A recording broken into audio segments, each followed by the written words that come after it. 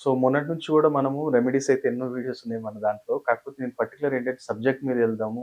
పబ్లిక్‌కి గూడా ఒక నాలెడ్జ్ ఇద్దాము. ఎన్నో పొజిషన్స్ అంటే కొన్ని గ్రహస్థితులు, కొన్ని దశాంతర దశలు మనకి వెళ్ళిపోయాయి. ఆ టైంలో మీరు మంచి బిజినెస్ పర్సన్ అయితే లక్షల్లో సంపాదించేది కానీ వేలలోనే ఉండిపోయారు. అట్లా చాలామంది నా దగ్గరికొచ్చినప్పుడు వాళ్ళకి చెప్తే బాధపడతారు వాళ్ళు. మంచి మంచి దశాంతర దశలు నీకెళ్ళిపోయాయి బాబు. ఇట్లా పరివర్తన యోగంలో ఉండే. కానీ నువ్వు ఇట్లాంటి రెమెడీస్ జేసేదుండే, ఇట్లాంటి బిహేవియర్ ప్యాటర్న్ పెట్టుకొనుంటే, ఈ పాటికి లఖపతివయితుంటివి. ఎందుకంటే ఇప్పుడు చూడండి కొంతమంది నేను చెప్పాను మొండి పట్టుదలతోటి సంపాదించుకునే యోగాలు కొన్ని జెప్పాను.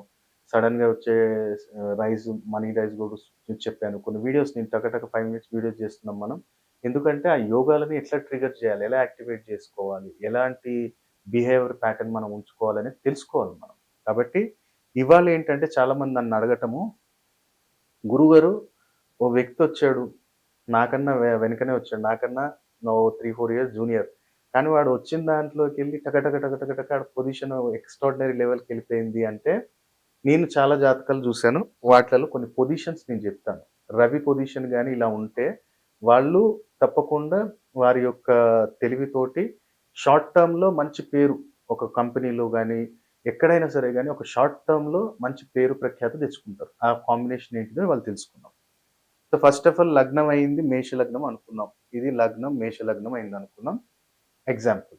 ఇప్పుడు ఈ మేష లగ్నానికి పంచమాధిపతి అంటే ఫిఫ్త్ లార్డ్ రవి అయ్యాడు. ఓకే. ఈ ఫిఫ్త్ లార్డ్ రవి వచ్చి గాని సెకండ్ హౌస్‌లో కూర్చున్నాడా? ఈ సెకండ్ హౌస్ ఏంటిది మనకి? ధనస్థానం, వాక్ స్థానం, కుటుంబ స్థానం. అలాగే గుడి గూడా మనకి రిలీజియస్ గూడా మనం పాటించాలా లేదా? అంటే కొన్ని దానాలు చేయాలా లేదా? ఈ హౌస్ నుంచి చూస్తాం.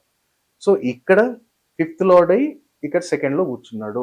వీళ్ళ దగ్గర ఉన్నంత వాక్పటుత్వం గావచ్చు, వే ఆఫ్ క్లారిటీ గావచ్చు, వే ఆఫ్ ది సేవింగ్స్ ఎక్కువ ఇబ్బంది అంటే ఎక్కువ ఖర్చులు పెట్టేసేయటం, ఎగరేసేయటం, బార్లలోకి పోవటం, అటు పో ఇటు పో ఏముండవు. ఒక డిసిప్లిన్ అండ్ ప్లానెడ్ లైఫ్ అనేది వీళ్ళకుంటుంది. ఎప్పుడైతే ఫిఫ్త్ లార్డ్ వచ్చి సెకండ్‌లో కూర్చున్నాడో. అంటే మీది ఏ లగ్నమైనా మీది ఎగ్జాంపుల్ చెప్తున్నాను. కొంతమందిది ఇప్పుడు వృషభ లగ్నం అయింది. వృషభ లగ్నానికి పంచమాధిపతి బుధుడొచ్చి సెకండ్ హౌస్‌లో కూర్చున్నాడు. అప్పుడు గూడా అలాంటి కాంబినేషన్ ఉంటుంది. కాకపోతే దాంట్లో డిఫరెంట్ ఉంటుంది. బుధుడేంటిది బుద్ధి కారకుడు. అలాగే బుధుడు ప్లానింగ్, బిజినెస్, కమ్యూనికేషన్ దాంట్లో వస్తది. అయితే ఇక్కడ మంచి వాక్కుతోటి ఆ నలుగురిని కలుపుకొని ఒక టీమ్ వర్క్ తోటి ఆ పని ఏదిచ్చినా సరే గాని పర్ఫెక్ట్ వేలో దాన్ని కంప్లీట్ చేయటం, మంచి రికగ్నైజేషన్ తీసుకోవటం ఇదొక ఫస్ట్ పొజిషన్ ఇది.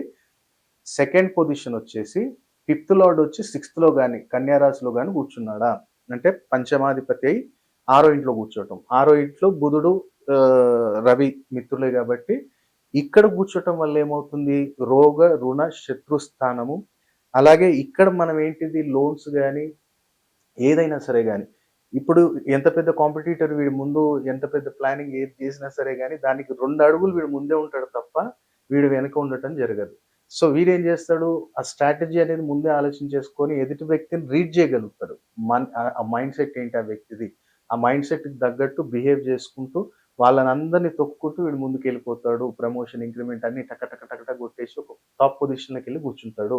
ఎప్పుడైతే ఫిఫ్త్ లార్డ్ సిక్స్త్‌లోకొస్తాడో. అదే ఒకవేళ ఫిఫ్త్ లార్డ్ వచ్చేసి మకర రాశిలో గాని 10థ్ హౌస్‌లో కూర్చున్నాడా? అంటే శత్రు రాశే. ఎందుకంటే శని రాశి గాబట్టి. కాకపోతే ఈ పొజిషన్ చాలా ఎక్సలెంట్.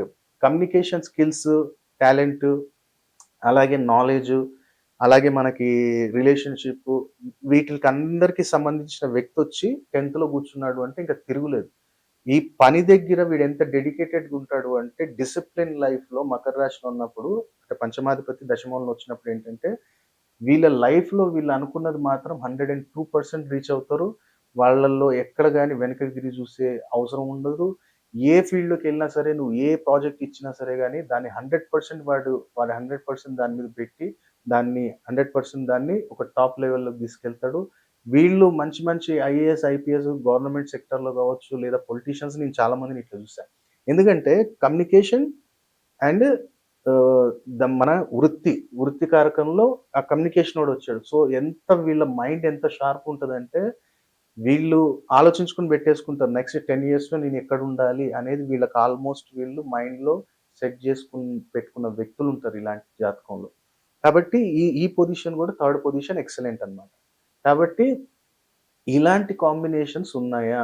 సో, ఇలాంటి కాంబినేషన్ ఉన్నప్పుడు ఎలాంటి ప్యాటర్న్ ఆఫ్ బిహేవియర్ పెట్టుకోవాలి, ఎలాంటి జాగ్రత్తలు తీసుకోవాలి, ఎలాంటి రత్నధారణ చేసుకోవాలని మనం తెలుసుకొని చేసినట్టయితే, నువ్వు గూడా నీ ఫీల్డ్‌లో టాప్ పొజిషన్‌కి షార్ట్ టర్మ్‌లో వెళ్ళగలుగుతావు.